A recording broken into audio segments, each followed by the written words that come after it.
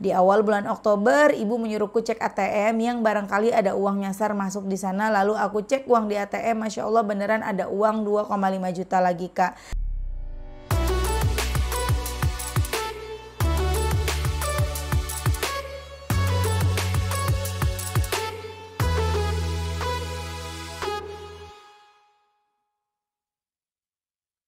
Bismillahirrahmanirrahim. Alhamdulillahirabbil alamin. Allahumma sholli ala sayyidina Muhammad wa ala ali sayyidina Muhammad. Assalamualaikum warahmatullahi wabarakatuh. Halo teman-teman, apa kabar? Mudah-mudahan teman-teman selalu dalam lindungan Allah Subhanahu wa taala. Amin ya rabbal alamin. Alhamdulillah, kali ini aku akan sharing lagi pengalaman sholawat dari teman-teman kita. Tapi sebelumnya buat teman-teman yang punya kisah keajaiban sholawat, langsung aja kirim ke email aku meliza.arnelia@gmail.com. Kalau bingung cara kirim email gimana, ini caranya. Nah, kamu klik Gmailnya, kemudian kamu klik tulis. Nah, di kepada tuh kamu masukin atau ketik email yang kamu tuju. Email aku meliza.arnelia@gmail.com. Kalau udah, kamu ketik di bagian subjek itu judulnya testimoni atau dikosongin juga boleh. Nah, ditulis email baru kamu ketik testimoninya. Di situ bisa kirim panjang kayak apa juga bisa. Jadi jangan ngetiknya di subjek ya, karena banyak yang kirimnya di subjek, akhirnya kepotong-potong testimoninya gitu. Gampang kan teman-teman? Kalau udah, kalian klik bagian kanan atas tuh yang warna biru, ada panah ke samping kanan gitu, ada gambar panah ke kanan gitu, itu diklik.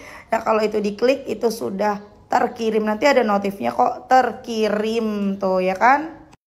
Gampang kan? Dan Masya Allah teman-teman, ini aku bikin videonya jam setengah 12 malam ya, karena aku baru aja ngerubah suasana kamar ini. Jadi pengen gimana ya caranya bisa suasananya tuh enak gitu, bukan enak ya, apa ya, suasananya tuh enak dilihat gitu loh, tapi tetap kena AC jadi adem-ademan gitu kan. Cuman ya ini masih belum maksimal sih, tapi aku nggak sabar pengen nyoba.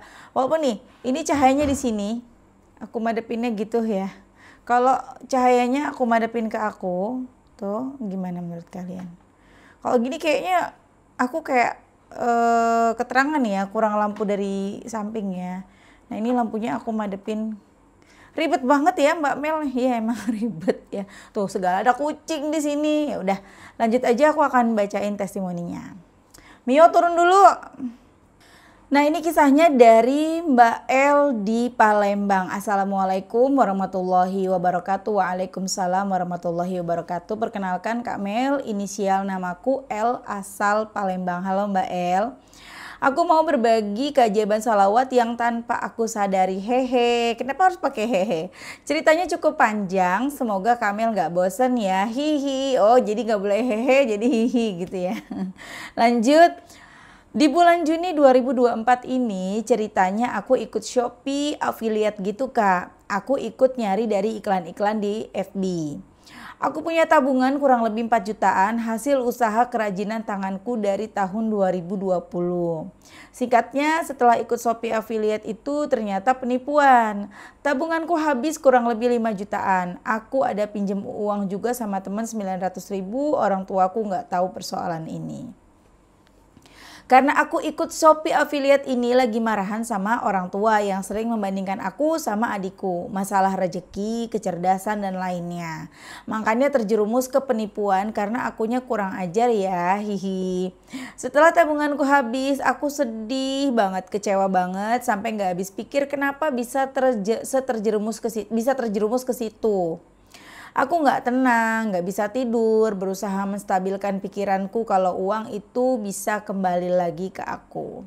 Aku bangun di waktu tahajud, melakukan semua sunnah seperti tahajud, tobat, hajat, dan witir, serta sholawat munjiat 100 kali, dan sholawat Jibril 1000 kali. Paginya aku lakukan duha dan baca Ar-Rahman, serta sholawat Jibril sedapatnya. Seminggu setelahnya aku sedikit tenang, tapi masih kepikiran gimana uangnya bisa kembali lagi ke aku.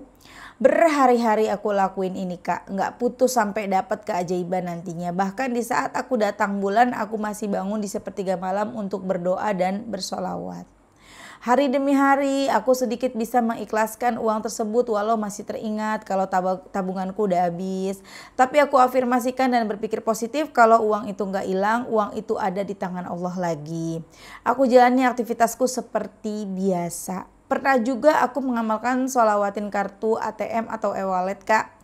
Aku visualisasikan ada uang masuk di ATM e-wallet tersebut, gak lama kok ngamalinnya lalu aku lupakan. Di awal bulan Agustus ini ibuku ngecek saldo di ATM sama aku, ada uang gaji, remon, tunjangan dan lain-lain. Saat dicek dan dihitung-hitung ibu di rumah ada uang lebih 2,5 juta. Ibuku kalau soal uang suka dihitung-hitung kak, makanya tahu ada uang lebih. Ibu juga tanya sama orang. Ibu tanya sama ayah, ada uang lebih apa ini? Ayah tanya di kantor ada uang tambahan atau tidak, ternyata nggak ada uang tambahan dari kantor. Ibu juga tanya sama orang yang ngontrak rumah kami, udah transfer uang kontrakan belum? Ternyata orang yang ngontrak ngomong nanti ya bu ditransfernya.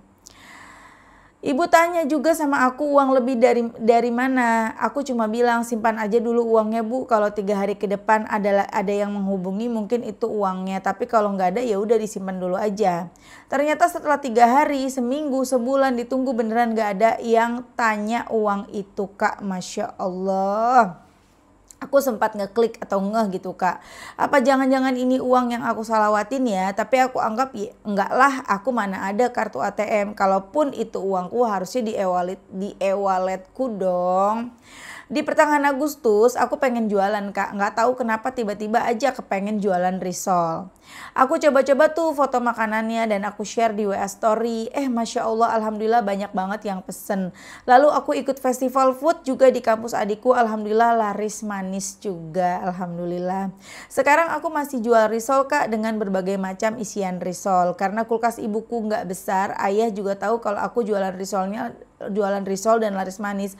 Ayah berniat mau membelikan aku frozen gitu kak, dan alhamdulillah langsung dikasih ayah uangnya untuk beli freezer tersebut kurang lebih 2 jutaan. Masya Allah.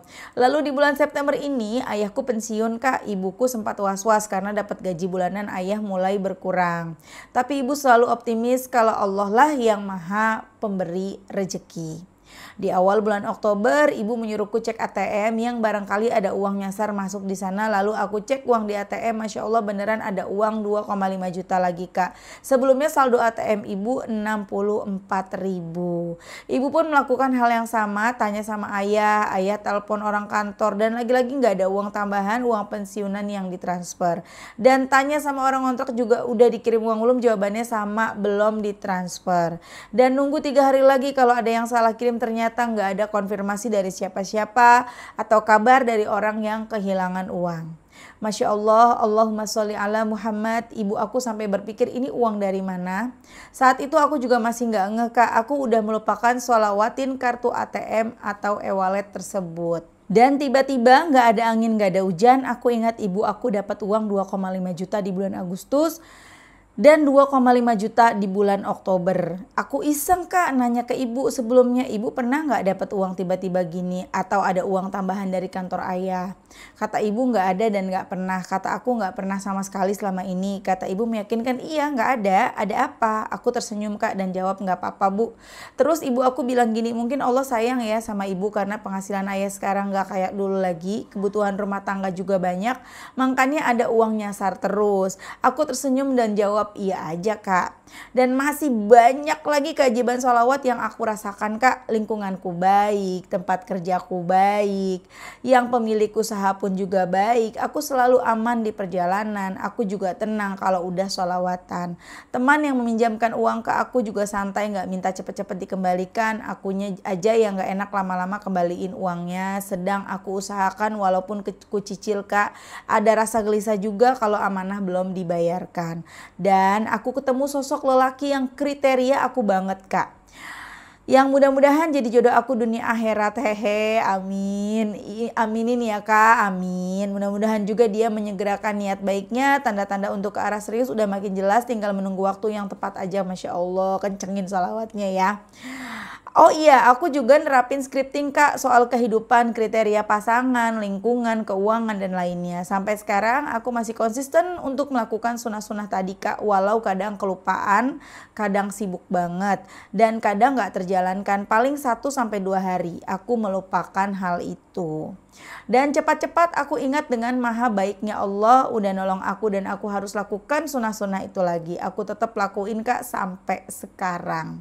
Masya Allah, Allahumma sholli ala Muhammad. Aku merasakan banget nikmatnya sholawat munjiat ini serta sholawat Jibril yang kadang gak sampai 1000, kadang semampunya aku aja. Makasih banyak-banyak ya Kak Mel atas cerita-cerita menarik dari teman-teman yang merasakan juga nikmatnya sholawat. Aku termotivasi banget dengan video-videonya kakak. Aku juga makin semangat mau ngamalin sholawat munjiat. Mudah-mudahan ini jadi amal jariah kakak ya, amin. Mudah-mudahan kakak dan keluarga sehat selalu dalam lindungan Allah, penuh barokah rezeki halal, amin. Berkah berlimpah dikelilingi orang-orang soleh soleha, orang-orang baik juga, amin. Allahumma amin.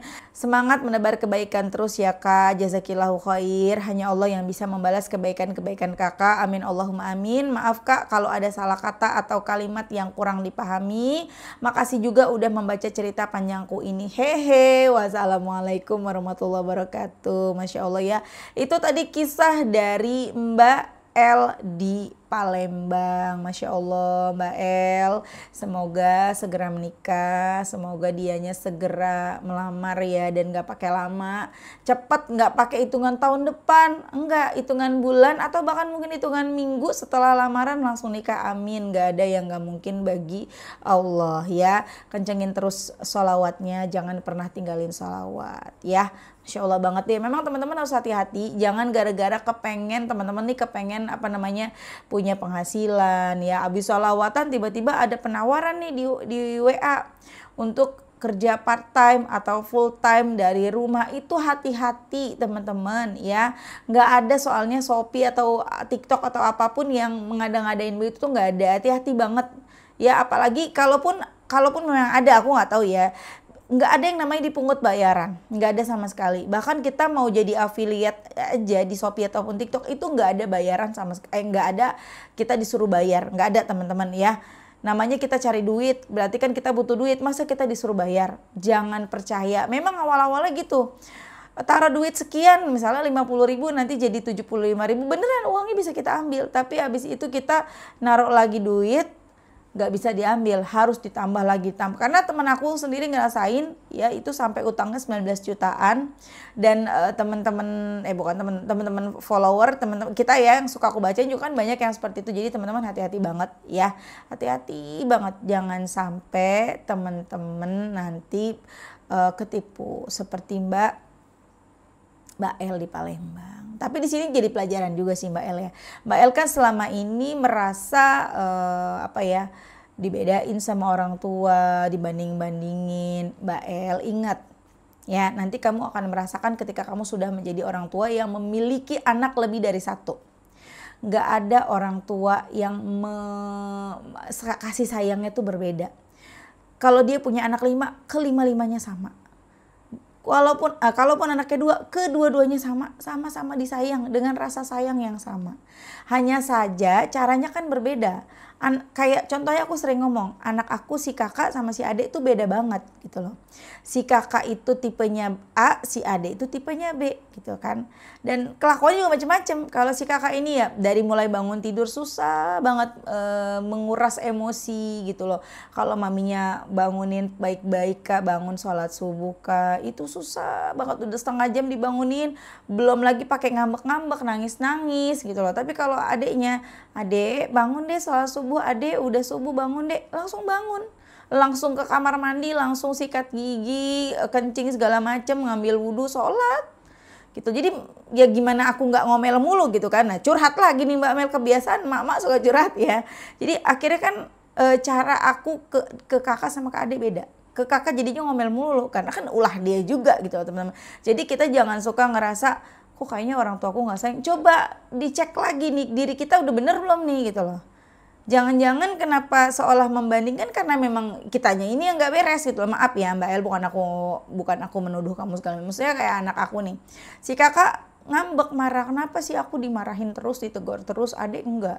Kadang sampai aku bilang, Kak coba tuh lihat adek, bangunnya pagi. Bener gak sih? Bangunnya pagi. Adek gak perlu dimarahin bangun Kak. Bener kan? Bukan membandingkan, cuman kayak ya coba dong, masa kamu sama masa susah gitu adek kamu aja bangun gitu loh. Maksudnya nggak ada niat bandingin sama sekali teman-teman ya. Mbak El ya ingat ya, dan itu adalah bentuk dari teguran, tapi bukan teguran yang Allah marah, enggak. Maksudnya Allah negur, ngasih tahu. Jadi dengan kamu tertipu seperti ini, akhirnya kan kamu sadar nih, oh iya, aku selama ini salah gini. Aku merasa orang kan gitu ya. Pasti kamu ada rasa seperti itu di hati kamu. Contoh lagi aku sama nih. Aku nggak bersyukur sama Allah. Aku ini kan rambutnya agak-agak ombak gitu ya, nggak lurus, rambutnya agak-agak keriting, agak ombak gitu kan. Terus aku tuh kepengen lurus karena aku kepengen rambut aku panjang lagi kayak dulu. Aku ngeliat foto aku waktu rambut panjang, pengen panjang lagi. Ngobrol deh sama teman, nanti mau di smoothing kata teman aku, smoothing aja Mel, di rumah nih obatnya yang ini. Aku ikutin. Ternyata rambutku langsung rontok, langsung pada patah dan berantakan kayak jagung. Ini udah gak mendingan, udah aku rawat. Di situ langsung aku ingat, oh iya, ternyata selama ini aku tidak bersyukur, aku kurang bersyukur. Allah udah ngasih rambut yang bagus sesuai porsi yang udah Allah kasih, aku malah pengen begini, pengen begitu. Baru di situ aku sadar, ditegur sama Allah. Begitu ya kira-kira ya. Duh, jadi kepanjangan cerita nih ngomong-ngomong. Oke, sampai sini dulu teman-teman. Semoga bermanfaat dan jadi motivasi buat teman-teman. Kita doakan semoga Mbak El lancar rizkinya, dimudahkan nanti sampai nikah ya. Amin, amin. Semangat Mbak El, insya Allah ntar uangnya diganti sama Allah ya. Assalamualaikum warahmatullahi wabarakatuh.